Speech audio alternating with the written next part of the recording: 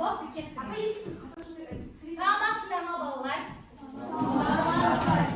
Dadalaring yaxshimi? Bugun biz kimyo sabog'ini o'tamiz. Endi so'zi kimyo sabog'i normalniy жаңағы albatta vaqtda ko'ngilga yaxshi bo'lishi biz shattiq shemberini quraylik. Keling.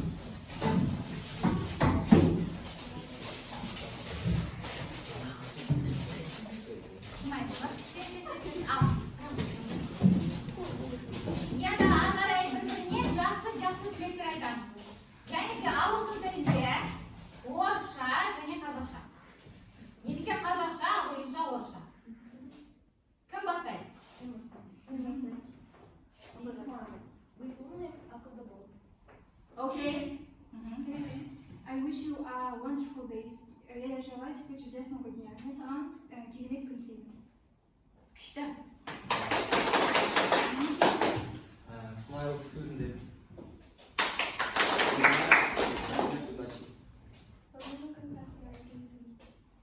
Be safe. Aman bul.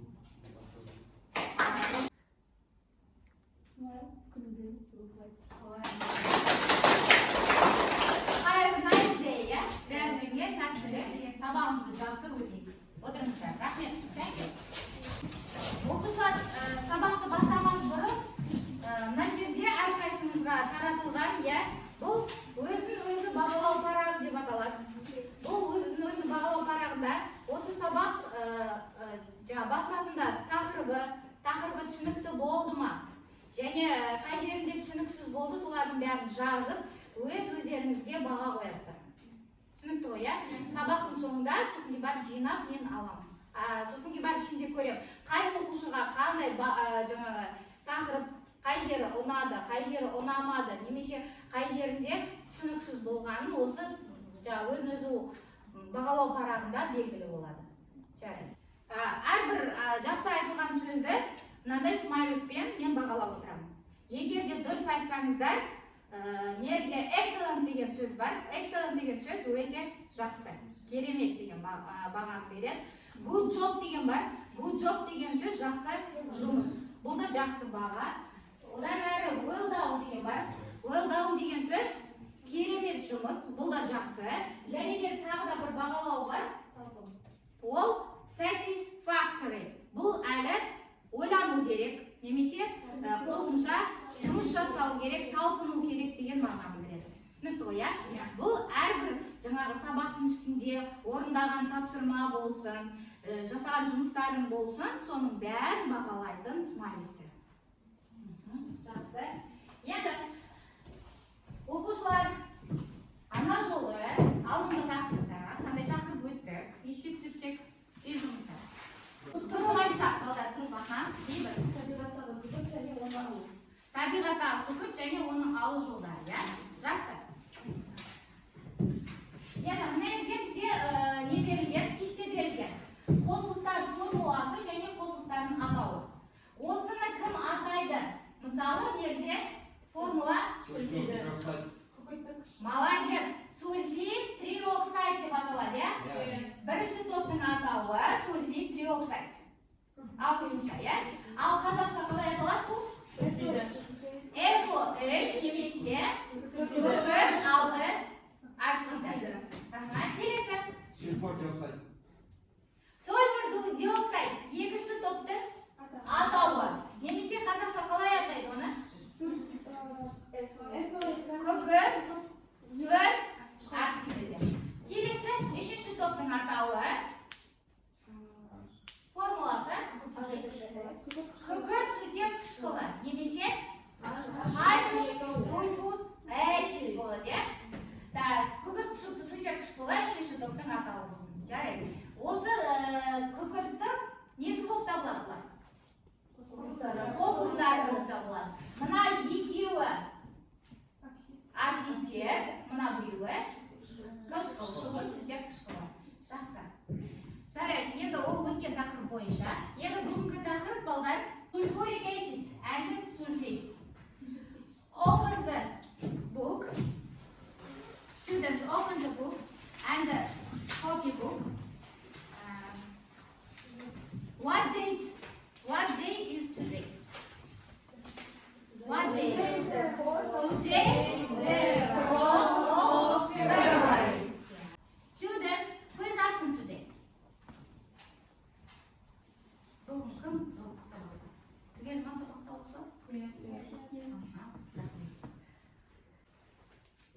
Today our topic sulfuric acid and sulfate. Ya, жазып ана дәптерге. Және де параграф 34 күкірт қышқылы және оның тұздары деп аталады. Балдар жазып алыңдар. Күкірт қышқылы және оның тұздары. The aim of the lesson, the main question. Бүгінгі тақырыптың ең маңызды сұрағы болып саналады. How can we use harmful acids as a fertilizer?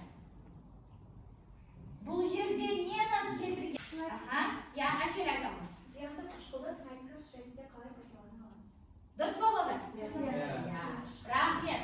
Отыралы. Зиянды қышқылды жаңағы тыңайтқыштың құрамында қалай пайдалана алады дегенімізді ол жерде айтылған екен, я? Енді, the aim of the lesson. Кім маған айтады? Балдар, кім айтады? Қай топ маған оқып аударып береді, балдар?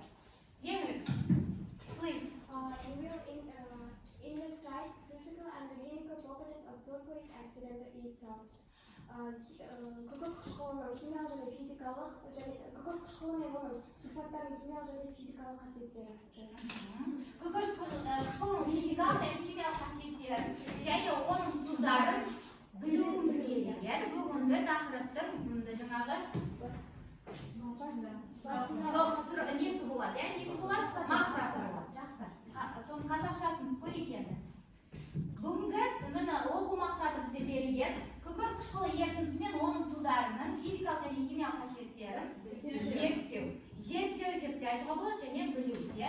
Келесі бағалау критерийлері бар. Бұл жерде физикалық химиялық қасиеттерін анықтап біледі және күкірт қышқылының химиялық реакция теңдеулерін жаза аламыз. Так, енді I want you to repeat after me. Terminology. Yes. Capably. Қабілетті. Thoroughly. Мұқият. Орысшасы шайылды. Fertilizer. Тыңайтқыш. Удобрение. Stir. Араластыру. Перемешивание. Expand. Ұлғаю. Расширяться. Hygroscopic. Сужутқыш. Водопоглощающие. Жарайды енді балдар. Open the copybook. Vocabulary copybook and write. Yes? Сөздер дәптерге жазып аламыз. Тез. Бүгінгі тақырып біз айтып кеттік, күкірт қышқылы және оның тұздары деп балдар айтты. Sulfuric acid and sulfate. Енді sulfuric acid. Бұл жерде күкірт қышқылының құрылысы берілген.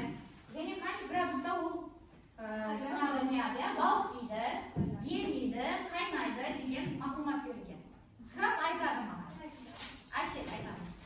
Sulfuric acid covers the melted and hydroxide fluid. Its melting point is 10.4 degrees and boiling point is 304 degrees and laboratory 98% sulfuric acid solution is acid.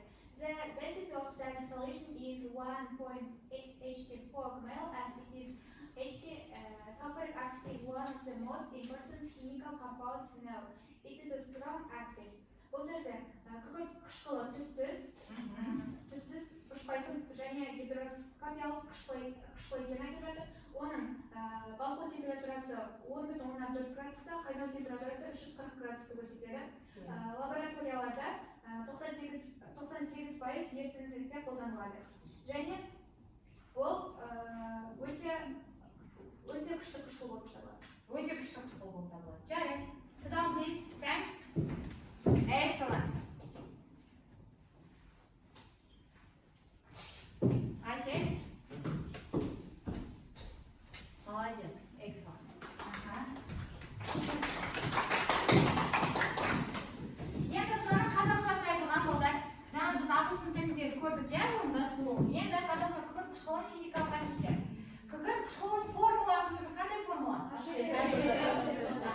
ашекая сөзі. Және де ол қандай қышқыл дедік? Өте күшті. Неше негізі? Екі негізі қышқыл болып табылады. Енді физикалық қасиетін қарастыратын болсақ,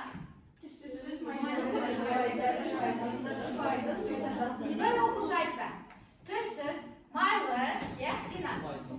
Қышқылы түсіз, май тәрізді ұшпайтын, суда жақсы еритін, сұйық зат. Ол сумен кез келген қатынаста араласа сумен әрекеттескен уақытта көп мөлшерде жылу бөлінеді. Жақсы, рахмет. Енді қаратыр балалар, 70%-дан жоғары болса, масалық үлесі күкірт қышқылы. Ол концентрик күкірт қышқылы деп қой. Концентрик сульфурик acid. Так, енді chemical properties. Ол не? Химиялық қасиеттері берілген мағлұмат, иә? Химиялық қасиеттерін кім айтады бізге? Балдар, айтатын адам бар ма? Дина. It reacts with metals and produces H2 gas. It mainly reacts with inert metals too. It reacts with bases, basic oxides, and amphipathic oxides. Sulfuric acid reacts with some salts to produce other acids and insoluble sulfuric salts form. Concentrated sulfuric acid is capable of removing hydrogen and the oxygen as well as organic components. Так, енді мен қараймыз. Металл оксидтермен де реакцияға түседі екен. Бұл жерде металл оксиді яғни магний оксиді. Магниум оксайд. Ендік айтамын. Магниум оксайд. Magnesium oxide reacts with Sulfuric acid and amphipathic magnesium sulfate and water. Sit down, please. Excellent. Так, келесі. Ол негіздермен де реакцияға түседі екен. Нәтижесінде қандай сульфейт пайда болады? Potassium sulfate and water. 2 mol water. Қышқылдардың сударымен әрекеттеседі. Әлсіз қышқылдар Әлсіз қышқылдардың сударымен әрекеттеседі. Бізде бұл жерде әлсіз бізде қышқылдың тұзы натрий карбонат. Натрий карбонат күкірт қышқылмен реакцияға түссе, балдар оқулықпен жұмыс жасаймыз, оқулықта бар бұл. Нәтижесінде сульфат пайда болады. Натрий, су және қандай газ? Күкірт қышқыл. Жақсы. Жақсы. Енді сұйытылған күкірт қышқылы 70%-дан төмен құрамында күкірт қышқылы болса, қалған, мысалы 70%-дан төмен болса, 40% болуы мүмкін, 30% болуы мүмкін, қалған 60% не болады оның құрамы? Су болады. Сол қышқылды қалай атайды? Сұйытылған күкірт қышқылы. Енді сұйытылған күкірт қышқылының индикаторын түсін өзгерте алады. Индикатор дегеніміз не балдар?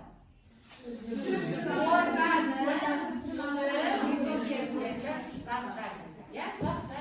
Енді индикатордың түрі нешеу бізде? Кім айтады? Зубайда. Лакмус, метилоранж және фенолфтар. Жақсы. Енді синтетик ортада қалай өзгереді лакмус? Қышқылдық ортаға. Бейтарап болса, қызыл түс болады. Метилоранж сары болады синтетик ортада, ал қышқылдық ортада қызыл сары болып келеді, бейтарап ортада қызыл жауыз. Фенол ол синтетик ортада қызыл күрең, ал қышқылдық ортада ол түсі жоқ болады, түсіз болады, бейтарап ортада түсіз болады. Рахмет, отыра ғой. Енді мына мәліметті біз үйде жазып жаттап аламыз. Иә? Жазып өтеміз. Концентрлік күкірт қышқылы. Концентрлік күкірт қышқылы біз жаңа айтып келдік, 70%-тен жоғары болса, демек оның құрамында 10 немесе 20% су болады. Қалғанның бәрі күкірт қышқылы болады. Солар реакцияға түседі. Олар белсенділігі төмен, сутектен кейін тұрған металдар бар ғой? Белсенділігі төмен металдар. Қандай металдар білеміз? Мыс на английском английском қалай айтады? Копр. Copper. Аха. Platinum. Gold және Gold. Silver. And then platinum айтып қой. 5 металл бар еді ғой, иә? Снапты қалай атайды? Снапты на английском қалай атайды? Қане еске түсірейікші, снап бар ма? Ағылшынша. Бізде 5 металл деді. Меркурий, молодец. Дина. Так, енді chemical properties на английском біз жаңа айтып қойдық, иә? Sulfuric acid туралы. Жақсы. Так, әрқарай жалғастырайық. Күкірт қышқылын тұздарын балдар сульфаттар деп атайды. Ол не себепті сульфаттар деп атайды? Себебі күкірт қышқылының өзінің қалдығын атауы қалай аталады? Сульфат деп атады. Кім айтып береді ма? Тақтада не деп тұр? Preparation, contact, process. Кім не туралы айтылған балдар? Кәні талқылап көрейікші. Бұл жерде this method, не метод айтқан? Кім айтады? Нұртілеу айта ма? This method was developed by MH in Germany.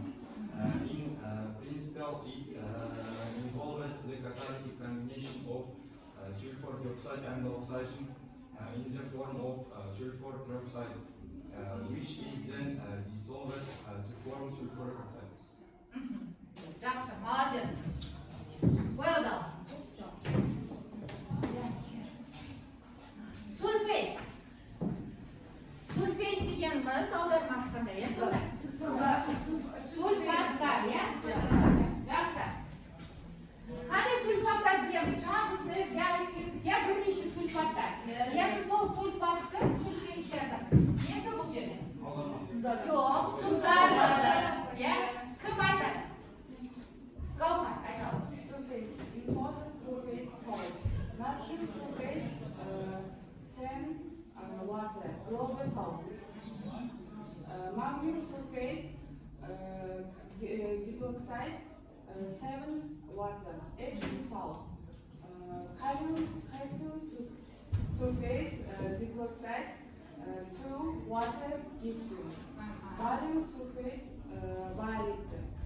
Kalium sulfate dicloxide 12 water. Potassium oil. Copper sulfate 5 water copper. Sulfate pentahydrate.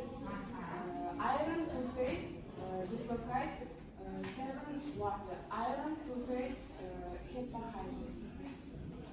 Thank you. Well done. Keep in mind. Нет, балалар, не ол? Keep in mind. Есте сақтау, иә? Кім маған айтып береді? Не туралы бұл жерде айтады? Амина. Бұл жерде күкірт қышқылы финал өндірісте кеңінен қолданылатын жайлы және де ол өте күшті қышқылға жататын жайлы. Өте күшті қышқылға. Иә. Сондықтан бұл жерде қышқылды пайдалану өте қауіпті болып саналады, иә? Жақсы. Scanning context.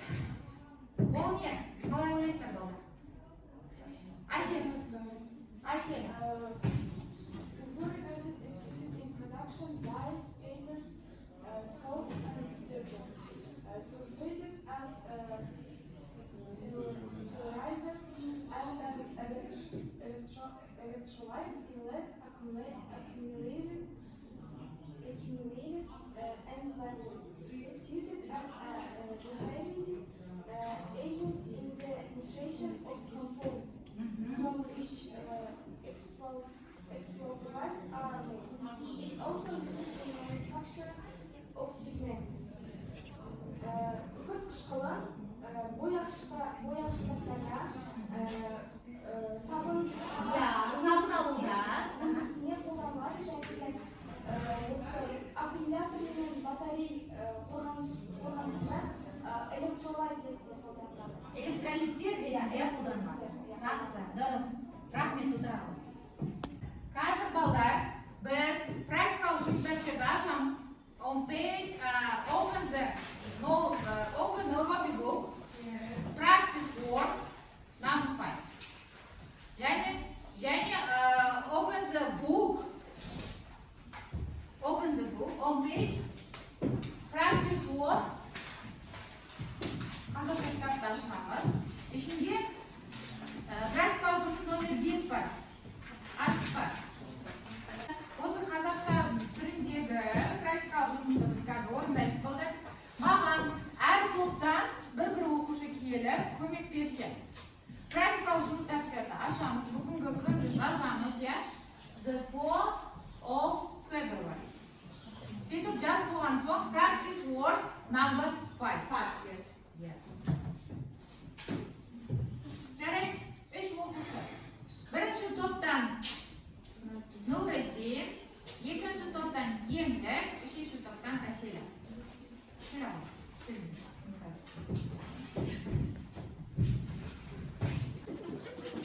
Оқиыншы практикалық жұмыстар. Реактивтар, аха. Бірінші. Мыс кеседі, мыс әпсиді, хат екі сирапсиді, Марыш. English. Копы. Бар. Мыс, я. Крал. Алюминиум. Iron. Yeah. Iron. And then zinc. Zinc. Yeah. Енді бізде осы металдар берілген. Осы металдардың күкірт қышқылында қандай болып жүретінін біз анықтауымыз керек. Ол үшін біз нені алдық? Бейкер. Сынау, иә?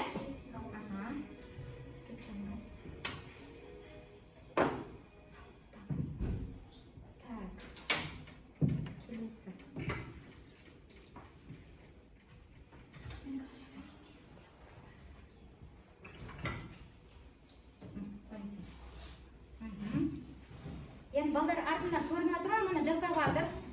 Практикалық жұмысты. Біз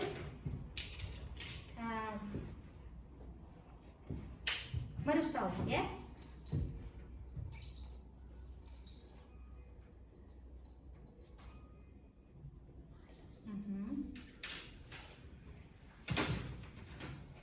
Алюминий.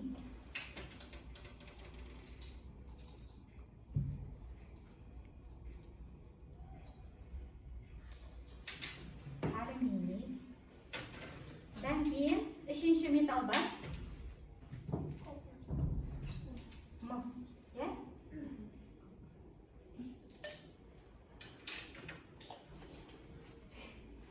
Және де тағы бір металл бар, ол бізде темір. Темірдің үгіндісі.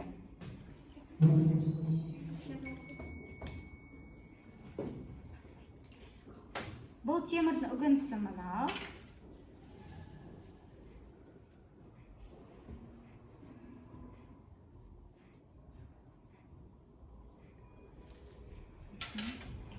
Енді біз әрқайсына нені қосамыз? Күкірт қышқылы. Енді күкірт қышқылының қандай күйін қосамыз балдар? Concentric and solution. Solution дегеніміз сұйытылған.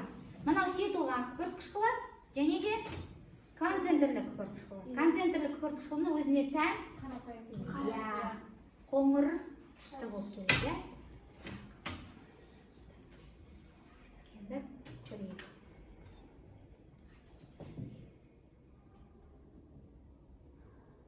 Ал бірінші не еді бізде? Мырыш ба? Байқап тұрыңдар енді бәрін. Так, мынау қандай? Алюминий. Мыс. Мынау темір.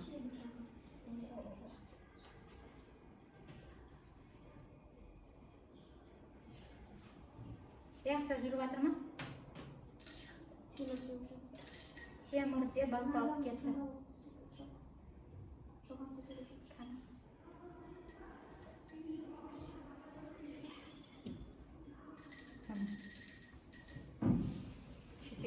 Tағы да, иә, дополнительно ішіне құйып.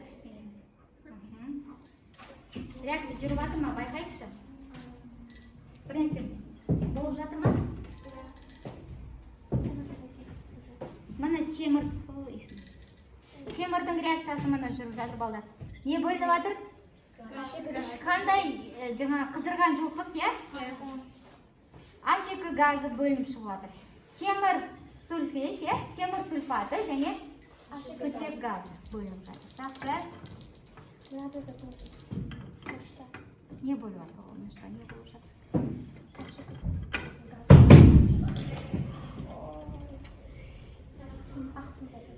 Қазір оны анықтау үшін біз кішкене не істейміз? Тез шаммен сәл қызып жіберейік, иә?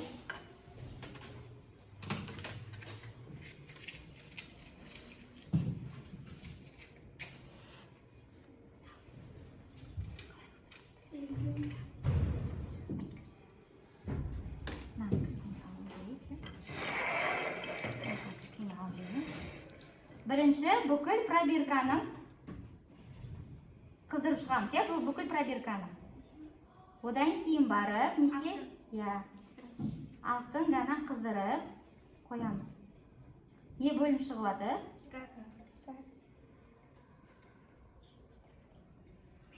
Міне, көріп тұрмыз ба? Газдың бөлініп жатқанын? Газ қайнап жатыр. Сутек газы бөлініп шығады. Хайдрожен газ. Көріп тұрық, иә? Бұл не еді бізде? Мырыш. Енді осы реакция теңдеуін жазып көрсетсек. Еңгілік тақтаға. Ананы өшіріп, иә? Мырыштың күкірт қышқылмен реакцияға түсуі. Нерден не? Алюминий. Алюминий. Қазір қыздырып жіберсек, реакция жүреді, иә? Болды.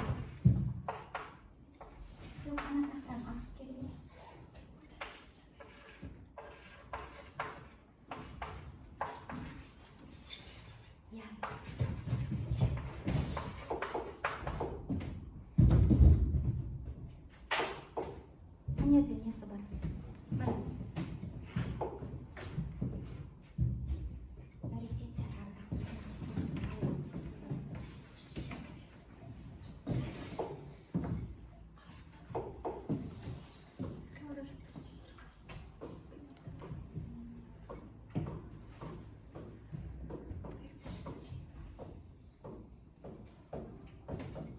Балдар мана қыздырып ек, реакция жүріп сутек газы бөлініп жатыр. Көрдіңдер ма, сырты буланып кетті, иә? Бұл алюминийдің немен реакция түсуі?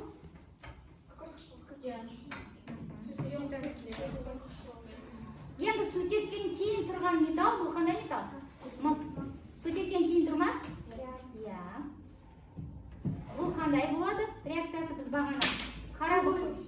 Су бөлінеді және де қандай газ?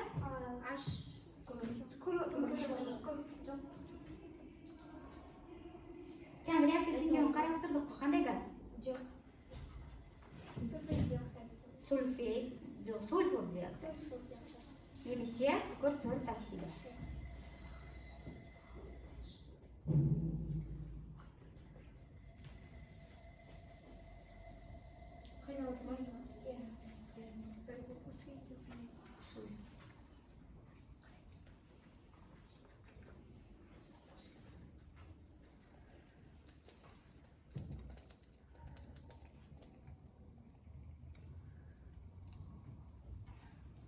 Көкшіл түске өзгер ма балдар? Сәл-сәл. Бұл жерде түсі өзгереді, себебі мыс қышқылдарда түсін өзгерте бастайды. Бірақ сутек газы бұл жерде бөлінбейді балдар. Реакция теңдеуін жазайық. Мырыш сульфаты, сосын тағы не бөлінеді? Тағы не бөлінеді? Сутек газы, иә? Реакция тең ба тең. Енді бізден не бар еді? Алюминий. Реакция with sulfuric acid. Алюминиум сульфейт. Және хайдрожен газ.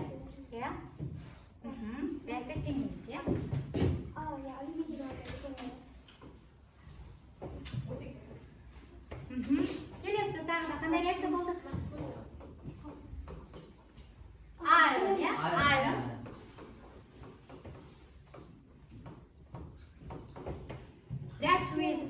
sulfuric acid, Iron sulfate. iron sulfate, and the hydrogen gas. Copper. Тағы да copper. Copper бізде сутектен кейін тұрған металл. Не түзіледі? Reacts with Copper sulfate. copper sulfate, And sulfate dioxide. sulfur dioxide, and water. Бұл, рахмет, отырыңыздар.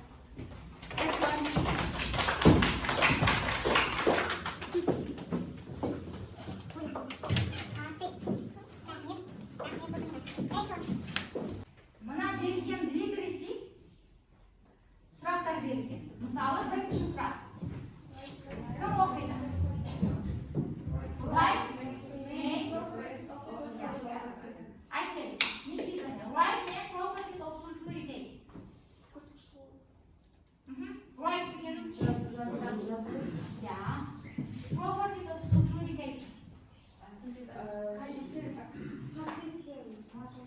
Қасиеттерін жазып көрсетеді. Ал біз жазып көрсетпейміз, біз не істейміз? Айтамыз. Енді, қане еске түсірейікші балдар. Күкірт қышқылының физикалық қасиеті формуласы қандай еді? Сосын физикалық қасиеті. Партамен бір-екі оқушыдан айтып шығайын. Бірінші партадан. Бейбіт. Күкірт қышқылы формуласы және физикалық қасиеті.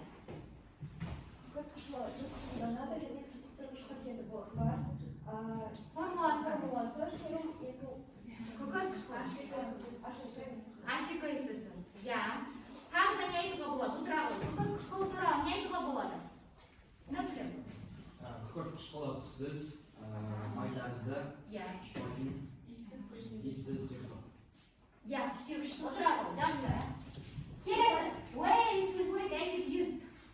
Қайда қолданылады? Я. Екінші парта. Қай жерде қолданады? Күкірт қышқылының қолданылуы.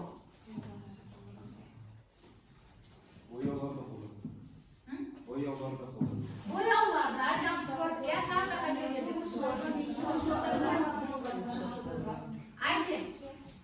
Күкірт қышқылы әртүрлі бояғыш заттарда, жуғыш заттарда, сабында, қағаздарда қолданылады және де түрлі өндірістердің пигментіне Пайдаланады. Сосын кейін барып, тағы да бір жаңағы көлік жүрген кезде. аккумуляторный батарейкалардың электролит Ретінде ретінде қолданылады. Молодец, excellent.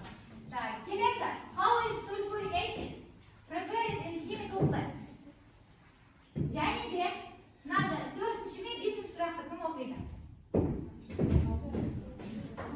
Төртінші сұрақтан еді. Аха. How many grams of sulfate can be produced from 7.2 gram of magnesium reacts with concentrated sulfuric acid? Acid. Иә? Так, сіздер қазір үшінші сұрақ. Төртінші сұрақ. Қорғап береміз, иә, постер. Және бесінші сұрақ. Постер қорғаймыз. Анета, үшінші сұрақ, төртінші сұрақ. Және төрт пен бес. Үшінші сұрақ. Иә, үшінші сұрақ. Балдар постермен тұрмыз, ба? Үшінші сұрақ. Мынады сұрағы бар ғой, мына төбесінде. How is sulfuric acid prepared in chemical plant? Соны жазамыз. Мына жерде оқушылар есеп шығарады, және ертегі оқушылар есеп шығарады. Иә? Как? 2 минут, 3 минут уақыт береді. Өйткені осы уақытқа дейін жаңа біз өттік бұл тақырыпты.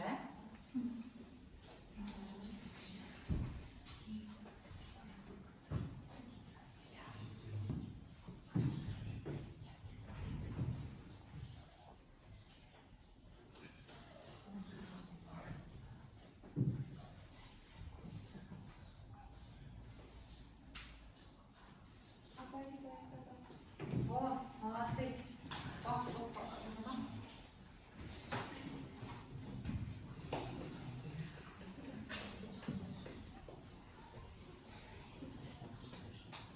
Dayısınlar. Екінші топта дайын екен. Үшінші топ. Ал ортаншы топ. Как сыграть? Вот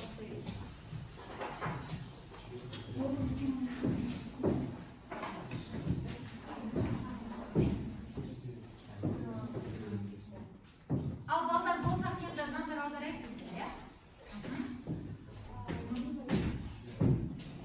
Бізде берілген есеп бар екен, иә, балдар? Even money, given magnum 7.2 gram. Need to find magnum sulfate mass solutions. Magnum reaction with sulfuric acid to find magnum sulfate and hydrogen gas. Magnum gas to give 7 to 5 gram.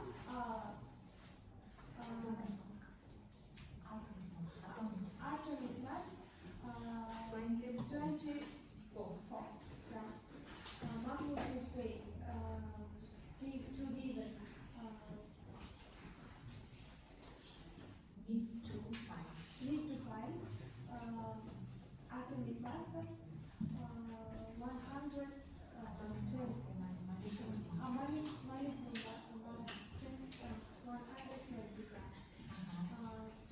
120 gram. 120 gram.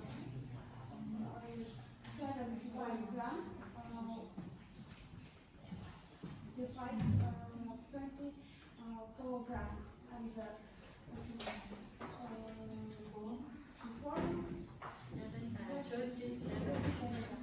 37 грамм. Bu жерде берілген есеп, иә? Given mass magnum. Yes. Yeah. One mass is 7 pound, 2 gram. Yeah.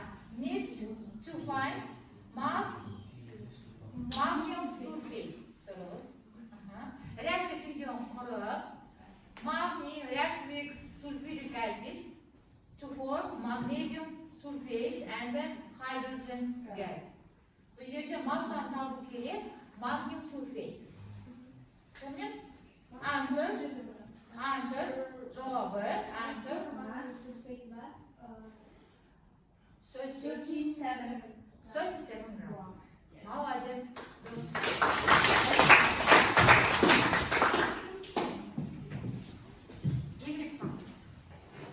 Енді қай топ шығады?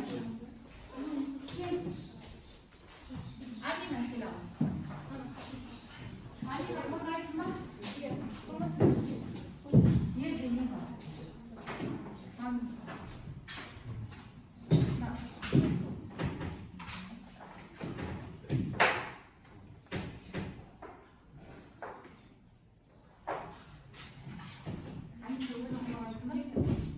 Sulfuric acid.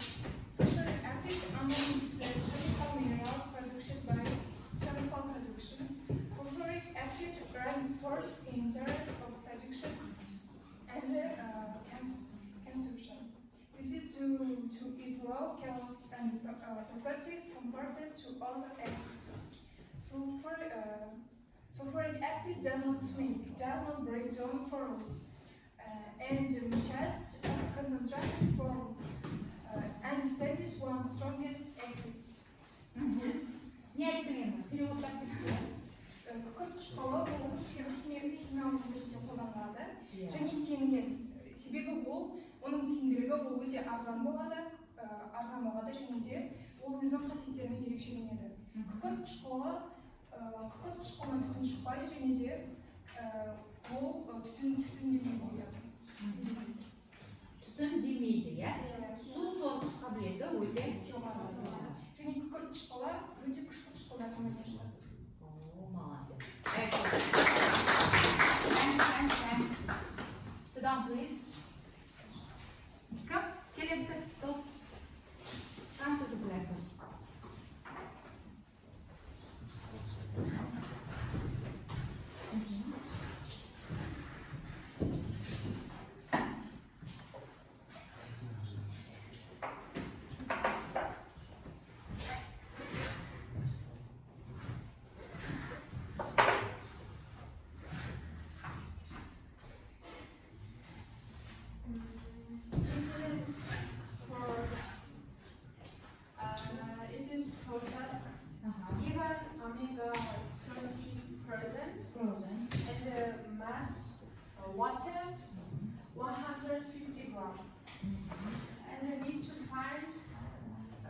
massa per stopper.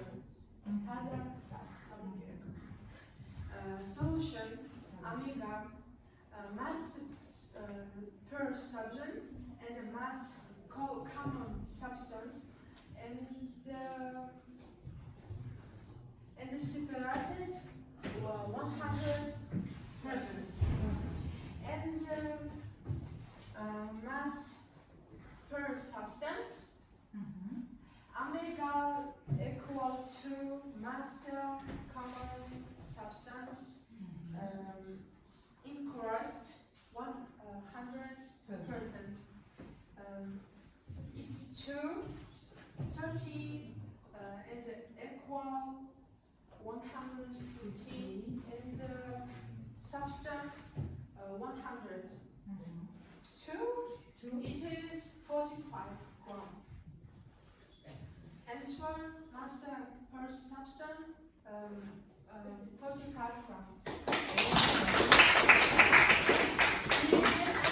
Yes, excellent. Well done. Good job.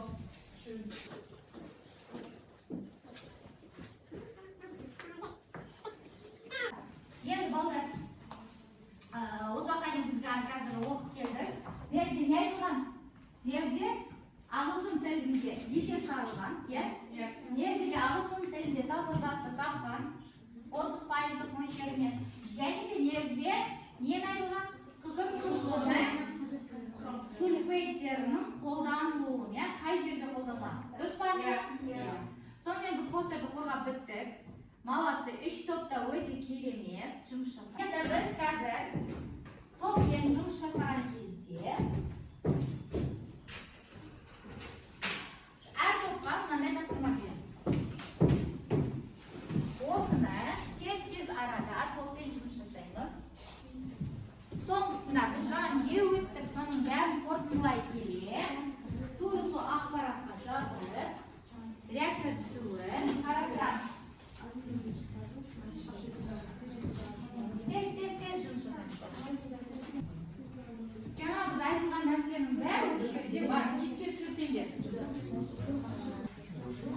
Тез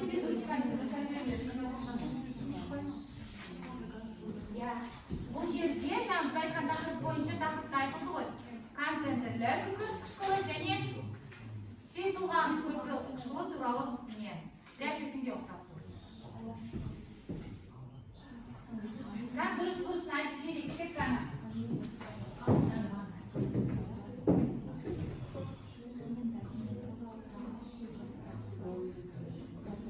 Бұл қалып болады?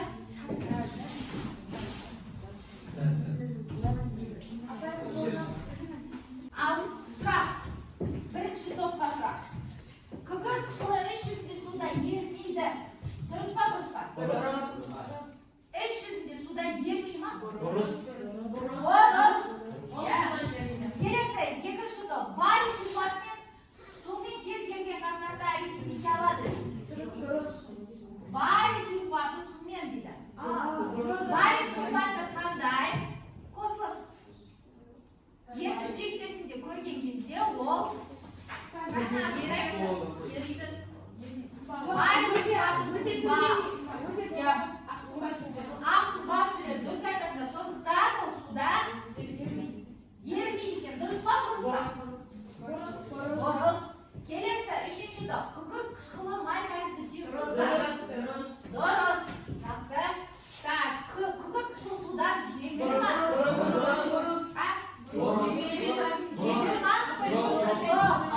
Дұрыс болады. Құрамы 70%-дан аз мөлшерде массалық үлесі бар қышқыл сұйытылған қышқыл деп аталады. Екінші топ. Дұрыс. Үшінші топ. Сұйытылған қышқыл металдардың термиялық қатарында орналасқан барлық металдармен әрекеттесе ала ма? Сұйытылған қышқыл. Дұрыс. Келесі, концентрлі күкірт қышқылы алтын мен платинадан басқа барлық металдармен байланысып түзе ала ма дейді? Платинадан алтыннан басқа барлық металдармен байланысып түзе ала ма? Бірінші топ. Дұрыс емес. Келесі, концентрлі күкірт қышқылы күшті тотықтырғыш па? Екінші топ. Дұрыс. Келесі, үшінші топ. Бүгін қышқылы тек қана орта тұзды ғана түзе ала ма? Тек қана орта қышқылды түзбейді, ол кәдімгі қышқылды тұзды да түзе алады. Бағана көрдік. Бүгінгі сабақ бітті.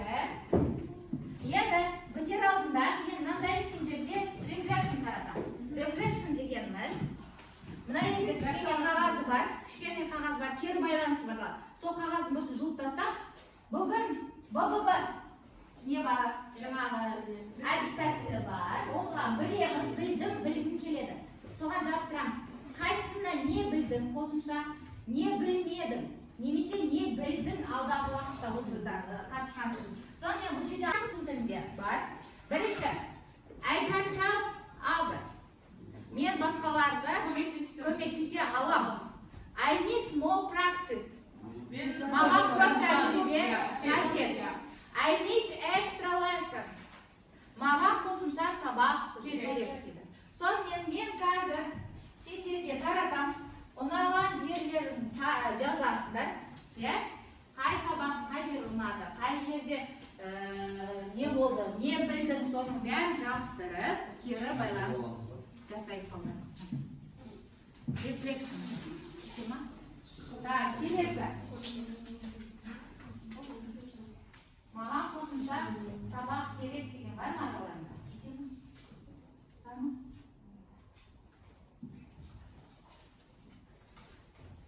Сосын бағана мен берген өзін бағалау деген бар ма парақша? Соны толтырдық па? Өздеріне баға қойдыңдар ма бүгінгі сабаққа?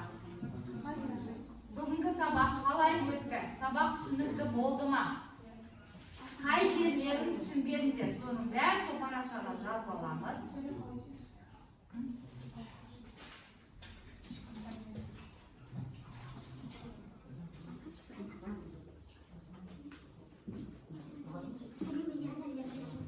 Болды па болды? Homework. Үй тапсырмасында не болды? 34 paragraph. Solve the problems 1 and 2. 28 page. 10 page. 28-ші беттегі бірінші екінші есеп 34-ші параграф.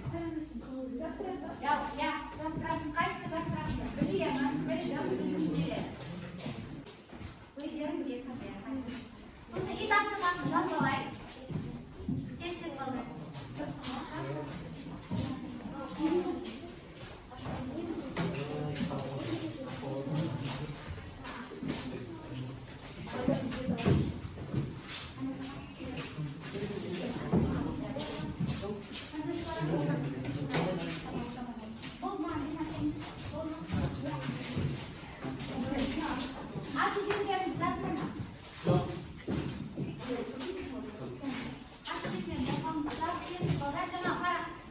Бағалауын айтамын. Қараңыз, атымен жасап